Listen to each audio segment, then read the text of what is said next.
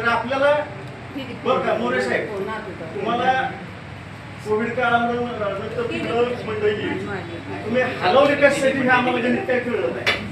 सगळं डिस्टर्ब, एवढा कालवा, एवढा गोंधळ, जे चांगलं आनंद समाधान तिथं मंडळी बसत आणि तुम्हाला भेटलो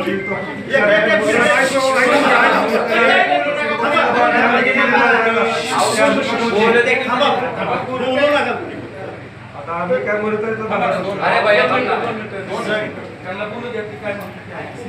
तिथं व्यवस्थित सगळं होत. अगोदर बी इकडे खाली बी व्यवस्थित होत होतं, गोंधळ नव्हता. कमी होऊ द्या जास्त होऊ द्या तो विषय नाही. फलटण शहरामध्ये मंडळीवरून गोंधळ नव्हता.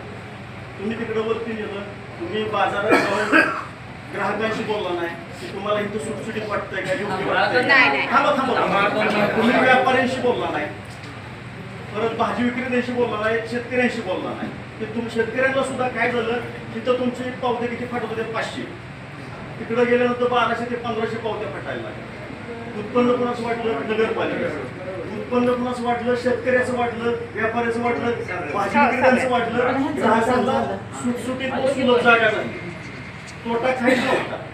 पण तुम्ही जरी तुम्हाला खाली आणायचं होतं, तिकडच्या व्यापाऱ्यांचं नुकसान होत असेल, अजिबात त्याबद्दल दुमत नाही.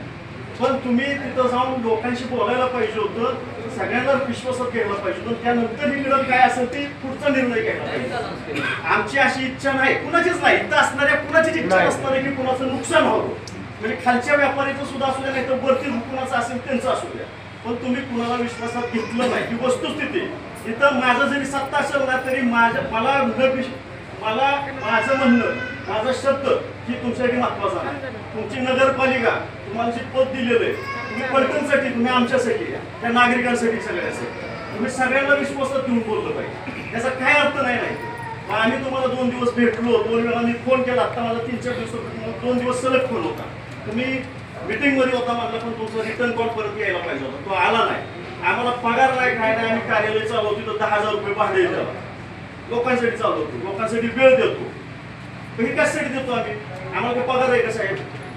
अगदी तुम्हाला नम्रपूर्वक विनंती आहे, अगदी आरेरावी करत नाही, तुम्हाला बोलत नाही, पण ह्या चुकलेल्या गोष्टी त्या ह्या फक्त आम्हाला एक नम्रपूर्वक विनंती तुम्हाला की अशा गोष्टी नाही झाल्या पाहिजे. फलटणला एक शिस्त आहे, संस्कृती, आणि ती कायम राहिली पाहिजे. आणि इथं जागण्याचा प्रत्येकाला अधिकार आहे. त्याप्रमाणे तुम्हालाही त्रास होणार नाही. काही तुम्हाला छातीचा पोट करून आम्ही सगळे इथं उभे राहणार. सगळे तुम्ही सांगा की तुम्हाला हा माणूस आरेरावी करतोय, आम्ही तिथं येणार, 100% येणार. ह्या गोष्टी तुम्ही लक्षात घ्या. आणि जे काय आहे दोन्हीकडे तुम्हाला वाटतं ना, आम्ही अजून एक पर्याय चालला, ज्याला खाली बसायचं असेल ना खाली बसू, वर बसायचं वर बसू. पण तुम्ही निर्णय तुमचाच असा असला पाहिजे. एक तर वाद हा तुमच्या ह्याच्यामुळे वाढलेला आहे सर. तो आता तुम्ही कसा मिटवायचा ही आमची एक तुम्हाला विनंती की सगळ्यांना विश्वासात घेऊन आणि सगळ्यांचा कुणाचाच तोटा होणार नाही असं थोडंसं करावं, अशी एक आमची तुम्हाला नम्रपूर्वक विनंती आहे.